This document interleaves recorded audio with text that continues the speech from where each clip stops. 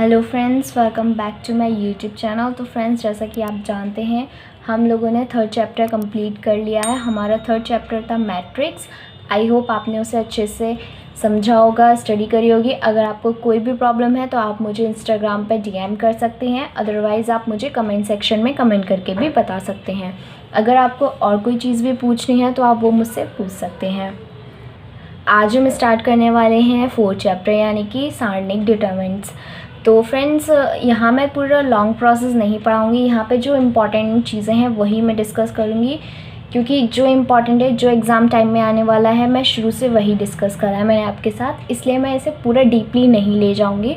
आपको इंट्रोडक्शन पता ही है कि सारणी क्या होती है, किस तरीके से बनती है, वो इंट्रोडक्शन भी मैं आपको इसी में दे दूँगी। अदरवाइज़ ये जो मैं आज टॉपिक पढ़ाने वाली हूँ ये बहुत ही ज़्यादा इम्पॉर्टेंट टॉपिक है।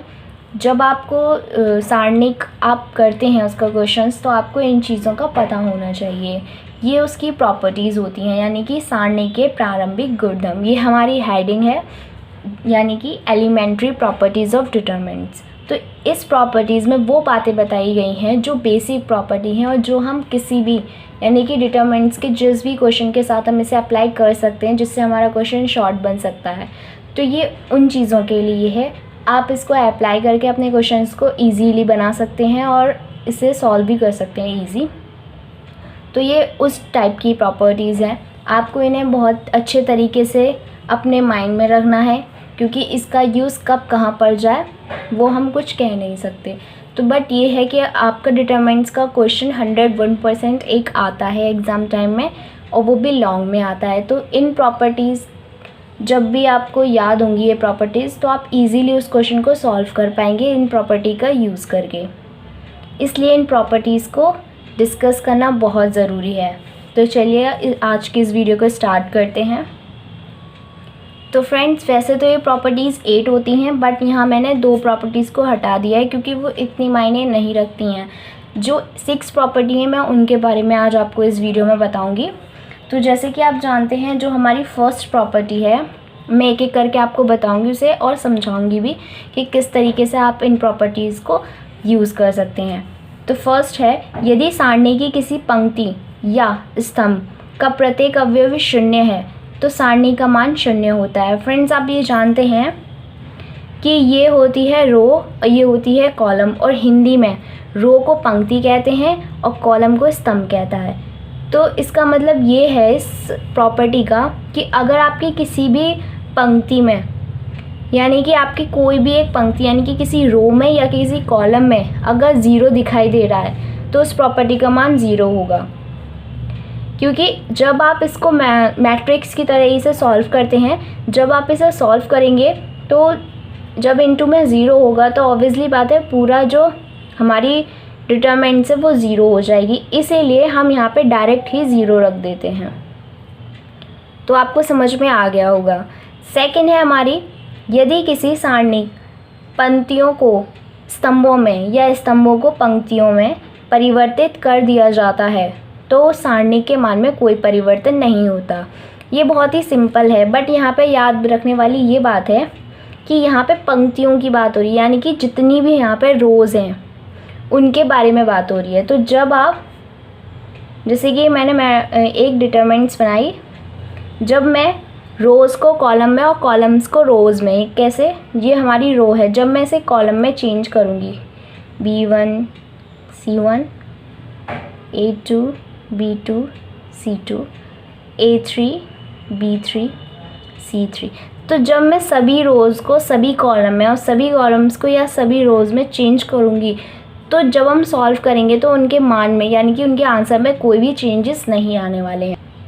हमारी थर्ड प्रॉपर्टी है, यदि किसी सारणी की किन्हीं 2 पंक्तियों को अथवा स्तंभों को परस्पर बदल दिया जाए तो उस सारणी के मान का चिन्ह बदल जाता है। यहाँ पर फ्रेंड्स, जो मैंने ऊपर बात करी थी वो पूरी, यानी कि जितने भी रोज़ थे उनको कॉलम में चेंज करने की बात हुई थी। यहाँ पर हम किन्हीं 2 रोज़ या किन्हीं 2 कॉलम्स को चेंज करते हैं, इवन एक को भी चेंज करते हैं। जैसे कि मैंने सेंटर वाली रोज़ ली है, A2 B2 C2 को हम फर्स्ट में चेंज कर देते हैं, यानी कि A2 B2 C2 और नीचे A1 B1 C1। A3 B3 और C3 ऐसे ही लिखा जाएगा। तो जब हम ऐसे चेंज करते हैं तो यहाँ आगे माइनस आ जाता है, ठीक है। अब हम अगेन चेंज करेंगे, जैसे कि ये माइनस तो है ही, अगर हम अगेन चेंज करेंगे किसको, A1 सेंटर वाली रो को दोबारा हम नीचे ले आएंगे, यानी कि A2 B2 और C2 ऐसे ही रहेगी, A3 B3 C3 A1 B1 C1। जब हम ऐसे चेंज करेंगे तो अगेन साइन आ जाएगा, यानी कि अगेन प्लस का साइन हो जाएगा, फिर ये माइनस माइनस प्लस हो गया। तो इस तरीके से इस प्रॉपर्टी का कहने का मतलब ये है। नेक्स्ट प्रॉपर्टी देखते हैं अब हम। तो फोर्थ है हमारी, यदि किसी सारणी की कोई दो पंक्तियाँ अथवा कोई दो स्तंभ सर्वसम यानी कि आइडेंटिकल हैं तो सारणी का मान 0 होता है। जैसे कि फ्रेंड्स, अगर हमारी दो पंक्तियाँ या दो स्तंभ सेम हैं, जैसे कि आप यहाँ देख रहे हैं A3 B3 C3, तो यहाँ पे दोनों सेम हैं तो इसका मान क्या हो जाएगा, 0 हो जाएगा। डायरेक्टली इसका ये प्रोसेस है, डायरेक्टली ये प्रॉपर्टी है। तो अगर आपके कोई भी लॉन्ग क्वेश्चन में ऐसा कुछ आता है तो आप इसे इजीली सॉल्व कर सकते हैं। हमारी फिफ्थ प्रॉपर्टी है, यदि सारणी की किसी पंक्ति अथवा किसी स्तंभ का प्रत्येक अवयव 2 या 2 से अधिक पदों का योग है तो सारणी को उसी क्रम में के 2 या 2 से अधिक सारणिकों के योग के रूप में व्यक्त किया जा सकता है। ये थोड़ा टिपिकल है, आप ऐसे नहीं समझ सकते, जब मैं आपको एग्जांपल बताऊंगी तो आप उससे इजीली समझ सकते हैं। जैसे कि फ्रेंड्स, अगर आपको ऐसी मैट्रिक्स दे रखी है तो आप क्या कर सकते हैं, आप ऐसे डायरेक्टली सॉल्व करेंगे तो थोड़ा लॉन्ग पड़ेगा, बट अगर आप इसे अलग कर लेंगे, अलग मतलब जो प्लस वाली साइन है, A3 B1 B2 B3 C1 C2 C3 plus U V W B1 B2 B3 C1 C2 C3। जब आप इस तरीके से कर लेंगे तो आपके पास अब दो सारणिक बन गई, यानी कि डिटरमिनेंट्स बन गए। तो आप इसे इजीली सॉल्व करके ऐड कर दीजिए तो आपका क्वेश्चन सॉल्व हो जाएगा।